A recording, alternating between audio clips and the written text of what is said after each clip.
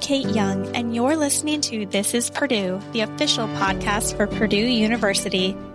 As a Purdue alum and Indiana native, I know firsthand about the family of students and professors who are in it together, persistently pursuing and relentlessly rethinking. Who are the next game changers, difference makers, ceiling breakers, innovators? Who are these Boilermakers? Join me as we feature students, faculty, and alumni taking small steps toward their giant leaps and inspiring others to do the same. I think Purdue's a great place for an education in science. I think it's terrific. They focus on the STEM curricula. I think the atmosphere of encouragement for translating your discoveries into something useful is very prominent and helpful here.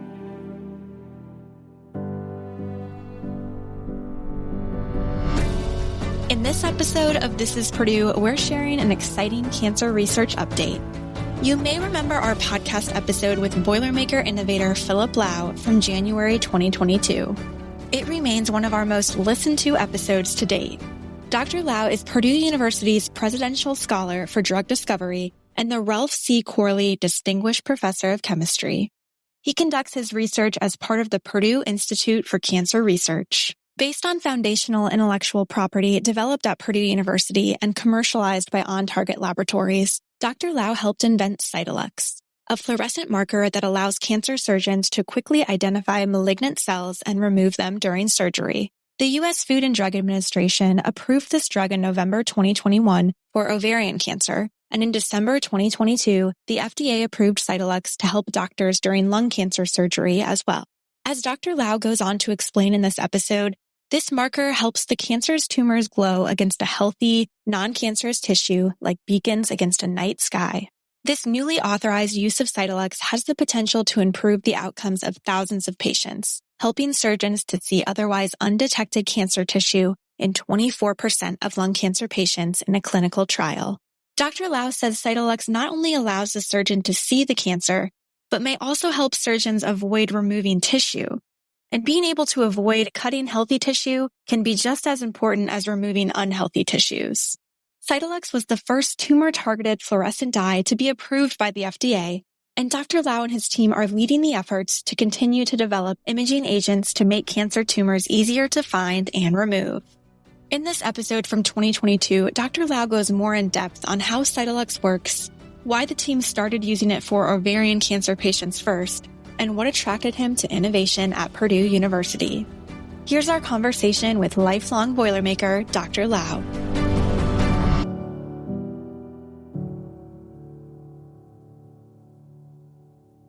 In this episode of This is Purdue, we're featuring a Boilermaker whose innovations are changing and saving lives across the world. And this isn't just any Boilermaker. Dr. Philip Lau has been a Boilermaker since birth. His dad was a professor at Purdue, and he grew up in West Lafayette. Dr. Lau is Purdue University's Presidential Scholar for Drug Discovery and the Ralph C. Corley Distinguished Professor of Chemistry, and he helped invent Cytalux, a fluorescent marker which allows cancer surgeons to quickly identify malignant cells and remove them during surgery. This drug was invented at Purdue University and will be released by On Target Laboratories. It was such an honor to sit down with Dr. Lau, who is as humble as he is intelligent. Dr. Lau starts at the beginning of his distinguished career and discusses why the chemistry field appealed to him. Dr. Lau, thank you so much for joining us today on This is Purdue. I know so many of our listeners connect with cancer on a personal level, and you've actually helped create a drug that can find these malignant tumors. But let's start at the beginning. How did you get into the chemistry field? Well, actually, my father was a chemist, and he was a faculty member here at Purdue University, and actually a very famous one. As an obedient child, I took the courses in high school that I was asked to take, and he always signed me up for advanced science courses. So here at West Lafayette High School, I took advanced chemistry, advanced biology, advanced physics, and all of the math courses I could take. And I wasn't stellar as a student. I mean, I struggled through those courses. They were difficult for me, but in the end, I really enjoyed chemistry the most. And so when I went to BYU to undergraduate school, I asked Dad what he thought I should major in. And he said, well, why don't you major in chemistry? I suspect there may have been some selfish motivation in that since he was a famous chemist. But also, he pointed out to me, when you finish with your degree in chemistry, you could go, if you wished, into business and go into sales. You could go into medical school or dental school, or you could continue on in science and sharpen your chemistry skills and get an advanced degree in chemistry. At the time, I really didn't know what I wanted to do, but eventually the ducks lined up for me proceeding on and getting a PhD in chemistry. And after that, he came back to his hometown of West Lafayette, home of Purdue University. And I've heard you have very strong ties to Purdue. You talked about you went to West Lafayette High School. Your dad was a chemist here at Purdue. Why did you choose to come back here and work here? Well, it was a good job. When I first started looking for faculty positions, I only had one other job offer, and it was obvious. My parents lived here. I grew up in the town. I like West Lafayette very much, so I decided to come back, and it was the obvious choice. And I'm sure other people were trying to poach you as you got more and more successful. I've been obviously given many offers to move to other places, and I grew up a very avid Purdue fan. When I was a kid, my dad used to usher at the basketball and football games. As a good father, he bought me tickets so that I could go along with him. So I went to all the basketball and football games starting from the earliest days I remember. And I grew up an avid Purdue fan. It's interesting. Here's a personal story that you might find interesting. I played basketball at West Lafayette High School and was fairly good. Okay. I got a basketball scholarship to BYU, and I did play there. When I got my job at Purdue, shortly afterwards, BYU came out to play basketball here. I had tickets for the game. I wasn't sure who I was going to root for. And when the opening tip-off went up, immediately I was a Purdue fan. Did you wear Purdue colors? I don't think I committed myself at the time. Okay. Yeah. But I do now. You stayed neutral. I have a full wardrobe. And as a matter of fact, all of my kids have Purdue rooms in their homes where they have all the Purdue paraphernalia that we send them and so forth on the walls. Are you still an avid sports fan here? Yeah, I have tickets to both basketball and football games. As if that wasn't enough proof of Dr. Lau's love for Purdue, listen to this.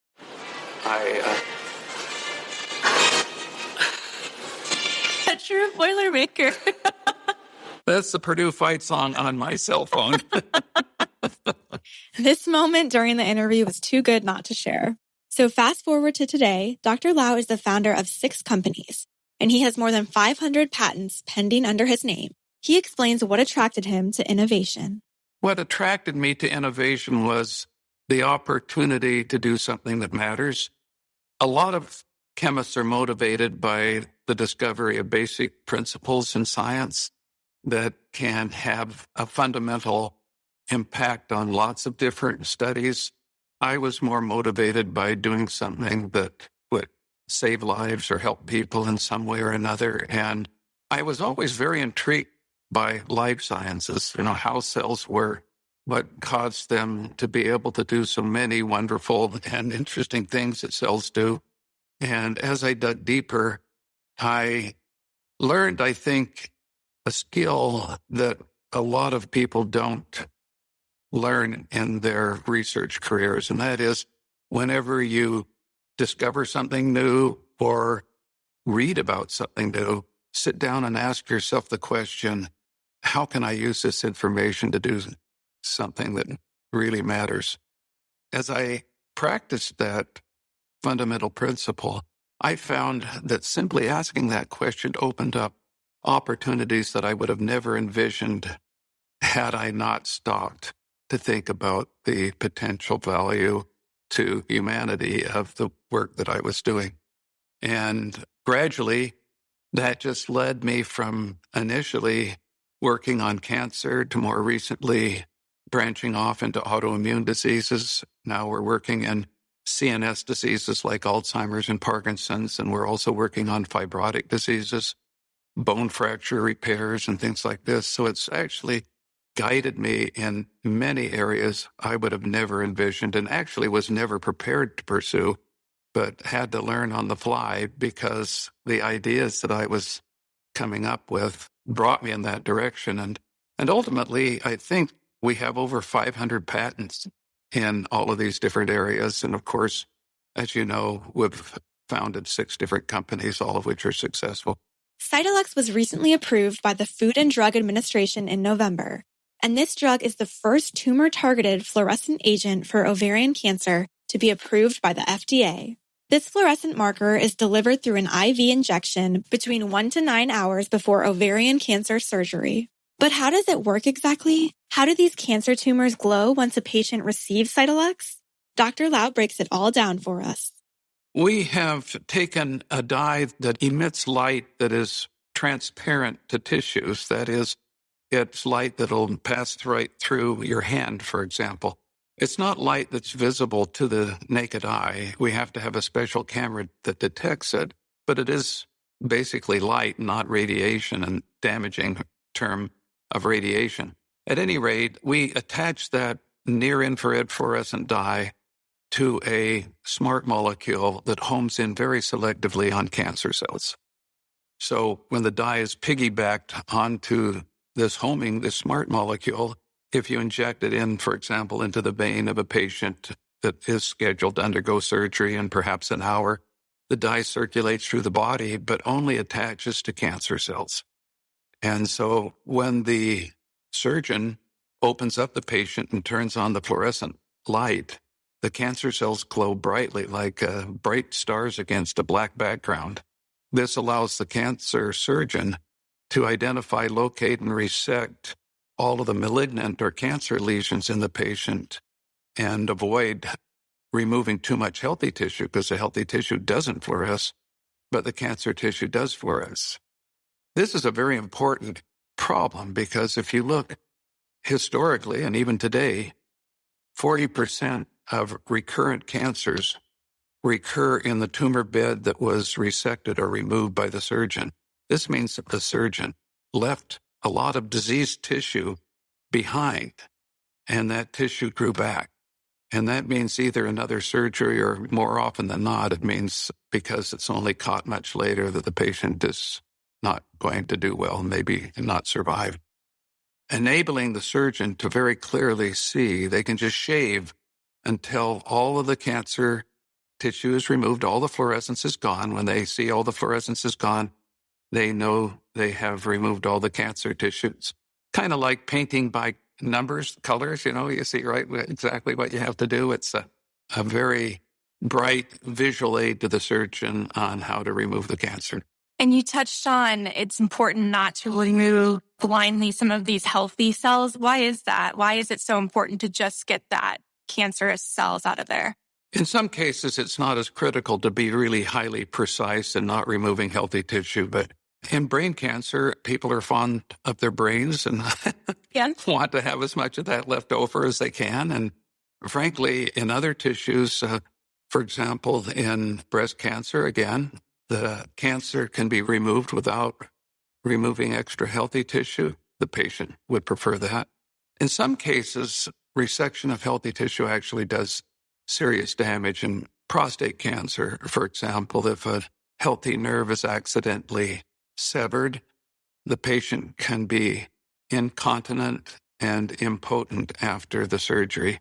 And being able to see exactly where the cancer is and not cut anything that's non-malignant will really benefit patients in all of these. Can you tell us about the difference between this targeted marker and others on the market that aren't specifically like tumor targeted? Well, there are some other fluorescent dyes that passively concentrate to some extent in the tumor tissue. But the contrast between the malignant tissue and the healthy tissue is blurred, and the boundary between the two is always not very exact. In our case, because the cell that our dyes bind to are malignant and the cells that it doesn't bind to are non-malignant, the boundary between the cancer tissue and the healthy tissue is really quite sharp. So it allows the surgeon to really make a very exact cut and preserve healthy tissue while being quantitative in removal of the cancer tissue. And as you can imagine, the creation of this pioneering drug was no easy feat. It took many different experiments and years of work. But as Dr. Lau explains, this whole concept of a fluorescent marker was actually discovered by accident. I could go way back and begin with the accidental discovery of a tumor homing molecule. We have all day. Well, okay. I was studying plant cells and asking the question how these plant cells detected pathogens like bacteria and viruses around, because a lot of plants will wilt and die because of a pathogen infection like bacterial infection. And so we found that if you ground up some pathogenic bacteria and spread the dust on the leaves of a soybean plant, that would prevent that soybean plant from getting a bacterial infection later on. Somehow it immunized the plant. And we wanted to find out how that information was communicated from this ground up bacterial dust to the plant to create this immunity.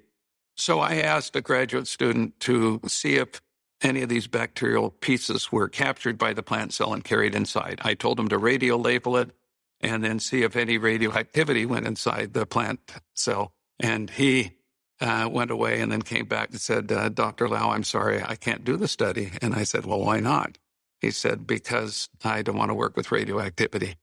I thought, gosh, everybody around us is doing it, and we do it all the time. But anyway, so I deferred to his preferences, and I asked him instead to put biotin, that's a vitamin, and attach that to some of these bacterial pieces and see if that went in. He did, and it went in. We celebrated, hey, that shows how this signaling is taking place. But then I told him to conduct what we call a control study, where you show that it really is recognizing the bacterial piece. So I said, now put biotin on insulin.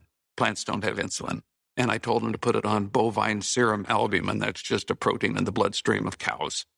And show that it doesn't go in, because we knew they didn't do anything to plants. And he put the biotin on those two proteins, and they went in too. And so this is how science works. And he came back. He was terribly disappointed and said, Dr. Lau, we were wrong. The experiment didn't work. The biotin-linked cow protein and the biotin-linked insulin also went in. I said, Mark, you have just discovered a vitamin uptake pathway in plants. The plants are taking up the biotin because they can take up a biotin-linked cow protein, a biotin-linked human protein, and biotin-linked bacteria. To make a long story short, we decided to find out if animals had that capability too. So we looked at animal cells, and then we jumped to folate, another vitamin. And by the way, animal cells did have that. And when we jumped to folate, we found out that only cancer cells had the ability to take up folate. Wow. And that was a breakthrough by accident, I must confess. That started my first company, Endocyte. We used folate to deliver attached drugs very selectively to cancer cells, avoiding uptake and the associated toxicity when, a good drug goes into healthy cells. And that made a huge difference.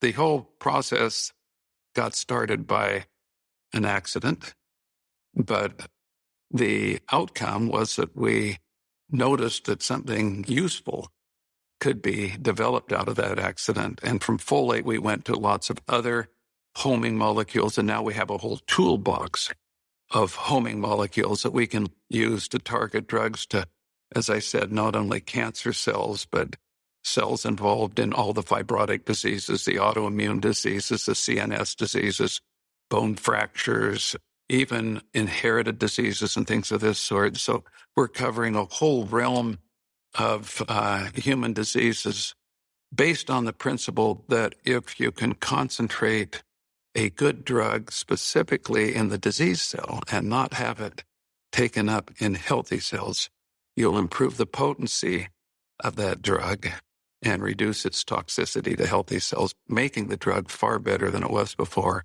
And all 6 of my companies are founded or built on that principle. Wow. So not only is Dr. Lau and On Target's drug changing the lives of people with ovarian cancer, this toolbox of homing molecules Dr. Lau talked about has the potential to impact cells involved in fibrotic, autoimmune, and inherited diseases. Dr. Lau discusses the next steps his team took to get Cytalux on the market. Initially, the whole discovery process is usually begun with a concept that you have, for example, a homing molecule, and why not use that to color cancer cells or make them glow like light bulbs so that the surgeon can see it. And so the first step is to do the chemistry in the laboratory, which we did. And the second step was to culture cancer cells in a little dish. The initial study that we did was we cultured cancer cells in a dish in the presence of healthy cells in the same dish. They were human cancer cells and human healthy cells. We added our tumor-targeted fluorescent dye, let it sit there and bathe all the cells, both the cancer and the healthy cells. And then after a few minutes, we washed off the solution on the top and looked at them under the fluorescence microscope. And only the cancer cells glowed. The healthy cells did not. So we thought, by golly, we've got something important there. Then we went to some naturally occurring cancers in dogs that came into the veterinary clinic and to look to see if we could help there in helping the surgeons there find the malignant lesions in these pet animals. It worked there, and then we had to prepare it for human clinical trials. That's a long, involved process. You have to demonstrate that you can reproducibly manufacture your drug exactly the same many times over so that they know that if you run these trials, that every patient's going to get the same molecules. Next, you have to show that it's stable. Then you have to show that it can be very antiseptically bottled and stored and that it's stable during storage and filling. And we had to do that. And finally, we had to submit what's called an IND, an investigational new drug application. We submitted that to the FDA with all of these data and obtained permission to begin trials in humans. But then when you start in humans, you have to start at a very, very low dose, a dose that's far too low to even have any benefit. So the first few patients receive so little of this targeted fluorescent dye that you can't see anything. But we just wanted to make sure that they didn't have a fever or have accelerated heartbeat or had any adverse events. And so we gradually escalated the dose. And in the process, we reached a concentration of drug that was very effective in revealing the tumors, but not causing any associated collateral toxicity. That ended phase 1. And then phase 2 clinical trials focus on finding really the precise dosing conditions more exactly to give you the best contrast between the tumor and the healthy tissue. Then the phase 3 trials were just to test in a large population of patients that exact condition that we believe works best.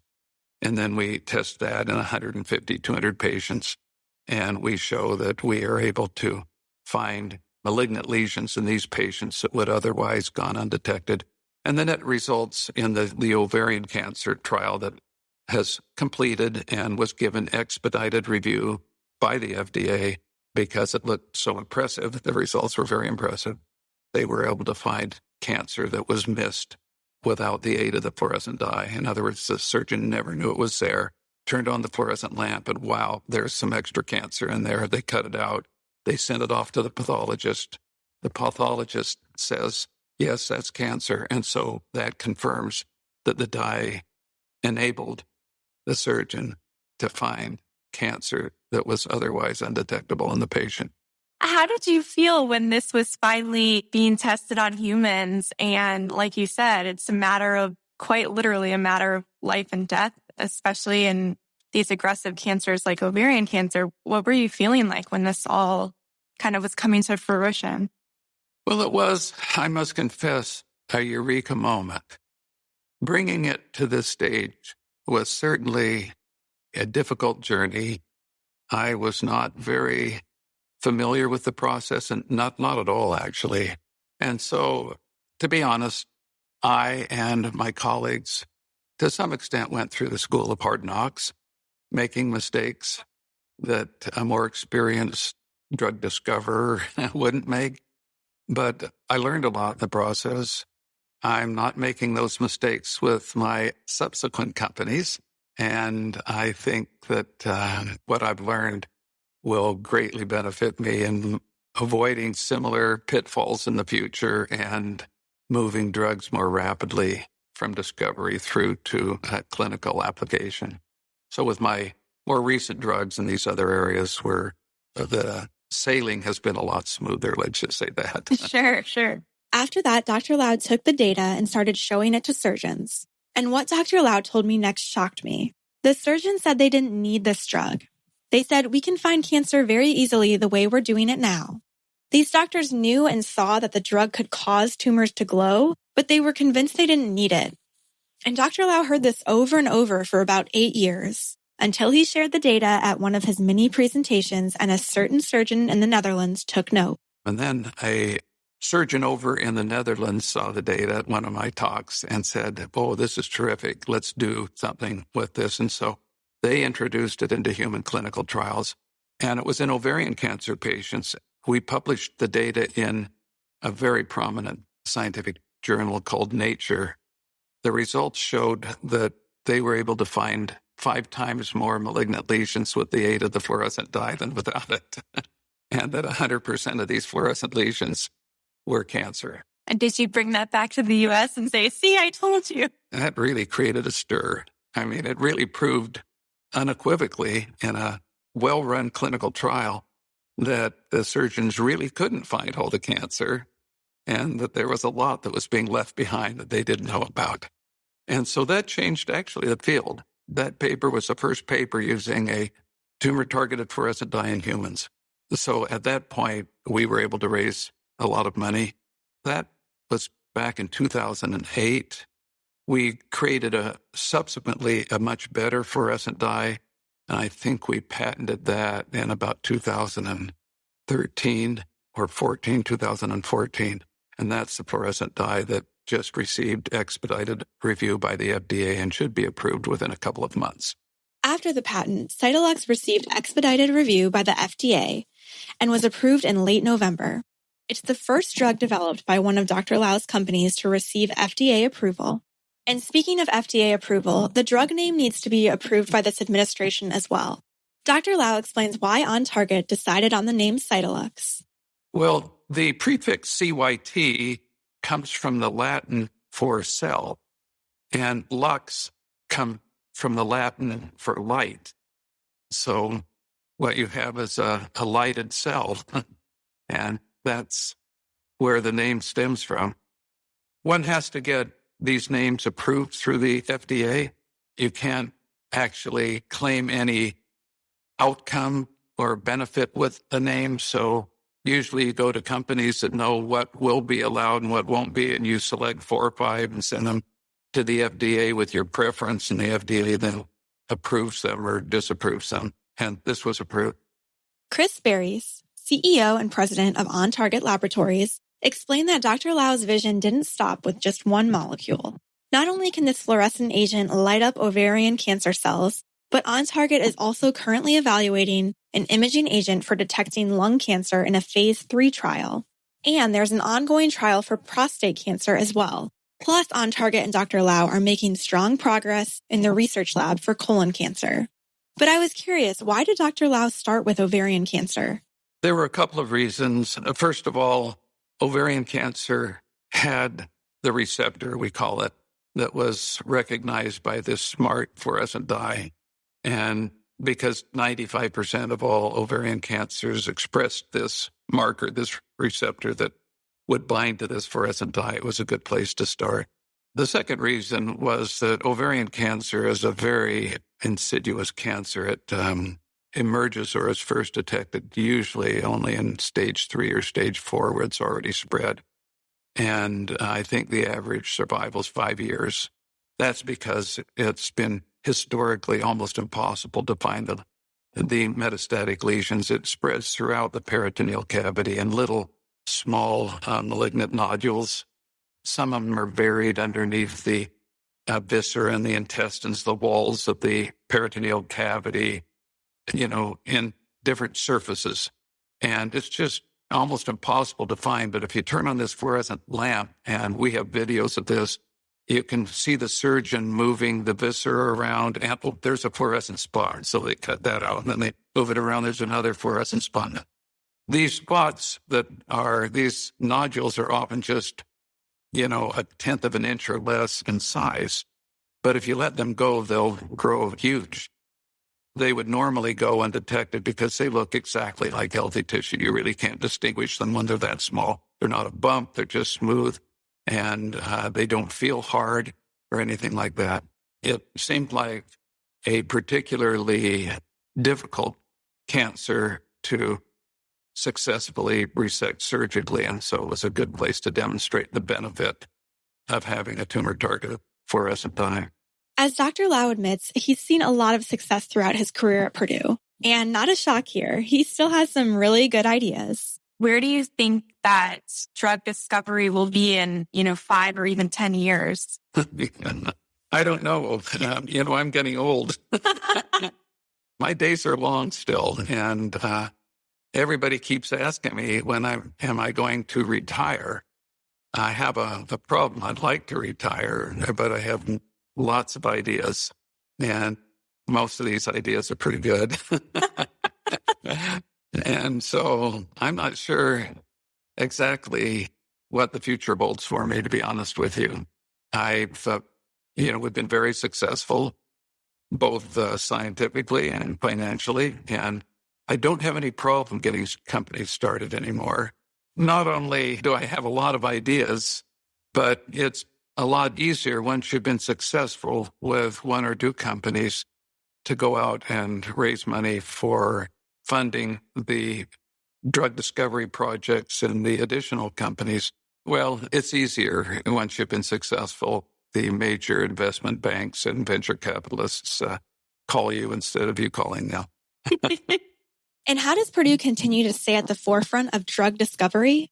Dr. Lau shares more about the companies he's founded while at Purdue and his thoughts on Purdue's STEM curricular.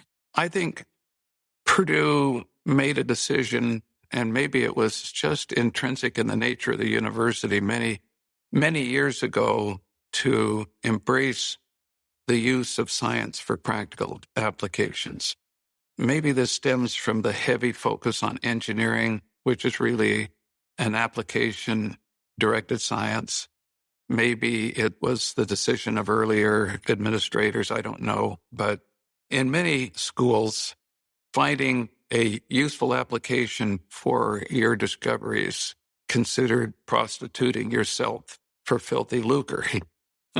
It's beneath the dignity of a good scientist to do something of that sort. In Purdue, it's not frowned on. As a matter of fact, it's encouraged. Now, in all fairness, I will tell you that attitude has changed 180 degrees at almost all the universities. Even Purdue was skeptical about the compatibility of having a faculty member also engage in private enterprise. And I had to go up through the department head first, who discouraged me from doing it, then to the dean, who also discouraged me from doing it. It went to the president, and the president had just returned from a trip out to Stanford where they were already beginning to do it. And he said, well, why not let them try? So I was given permission, and we founded, it was 1995, and it was one of the first companies to be founded based on Purdue technology. Since then, as I say, I've had over 500 patents, almost all of them through Purdue University. And Purdue is going to benefit financially a lot from these, I think, but also there's been a lot of benefit to the university in terms of the training that students have obtained in my lab, and in terms of the visibility that it brings to the university, in terms of the money it brings into the university, because my lab is extremely well supported now. We occupy this entire top floor here, and that money has come in because of the interest from industry in supporting all of the work that we're doing. I think it's a win-win situation for the faculty member and the university to promote this within the appropriate limitations and restrictions. I think those are important too. So what would you say to a future student who might be thinking about coming to Purdue to pursue science? Oh, I think Purdue's a great place for an education in science. I think it's terrific. They focus on the STEM curricula. I think the atmosphere of encouragement for translating your discoveries into something useful is very prominent and helpful here. My personal belief is it's the only way science is going to survive in the future. I think we have to demonstrate that public support of science is going to pay the public back. It's in their benefit to do so. For many years, it wasn't obvious. We would discover new fundamental principles, publish them in journals using language that only your colleagues would understand. And no one who, worked at the local factory and, came home and watched ball games on TV had any idea of how that might benefit them. And frankly, in many cases, it didn't. But now with this emphasis on finding some practical use for your discoveries, I think it will become very obvious that Purdue University and other comparable universities can become an economic engine for the state and local area. Cancer has likely impacted each and every one of you listeners in one way or another. My sweet mother-in-law lost her battle to ovarian cancer in 2014 at just 55 years old before I had the chance to meet her. And my fun-loving aunt passed away from ovarian cancer at age 58 in 2016. As the story of Dr. Lau's pioneering drug came out at Purdue, I heard many colleagues who have also been impacted by ovarian cancer specifically. And I know Dr. Lau's contributions and work on Cytalux is a game changer and so meaningful, especially to those who have lost someone to cancer. Dr. Lau tells us what he personally finds most rewarding on this journey to bring Cytalux to ovarian cancer patients. It's been very gratifying to be able to help people. I just watched a video of a lady from the Philadelphia area who was so thrilled that the surgeon, Dr. Janos Tanyi, was able to find significant extra disease tissue in her that would have gone undetected otherwise. She listed off all of the different activities she was engaged in and how important her ability to interact with these charitable organizations and these volunteer activities and so forth, and her grandchildren and so forth. And I was just, I guess, overwhelmingly rewarded by just seeing that, what we likely did there was to give her an extra, maybe 15 years or whatever, to be able to carry out all of these wonderful activities that she was engaged in. I think that's the most rewarding aspect of it all. And it's nice to know that you can leave a footprint on the planet when you leave.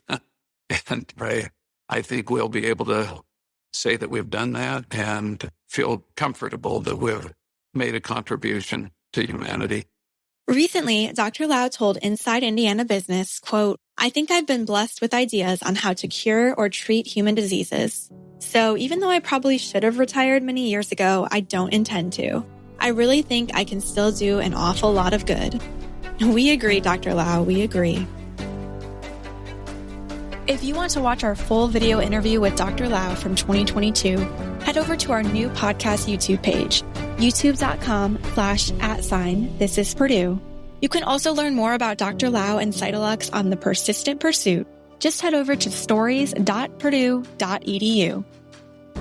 This Is Purdue is hosted and written by me, Kate Young. This updated story on Dr. Lau and Cytalux's FDA approval for lung cancer was written by Brittany Steff. Our podcast video lead is Ted Schellenberger in collaboration with John Garcia, Thad Boone, and Hamza Syed. Our social media marketing is led by Ashley Schroyer. Our lead podcast photographer is John Underwood. Our podcast design is led by Caitlin Freeville. Our podcast team project manager is Emily Jessulitis. Our podcast YouTube promotion is managed by Megan Hoskins and Kirsten Vorst. And our podcast research is led by our This Is Purdue intern, Sophie Ritz. Thanks for listening to This is Purdue. For more information on this episode, visit our website at purdue.edu/podcast. There you can head over to your favorite podcast app to subscribe and leave us a review. And as always, boiler up.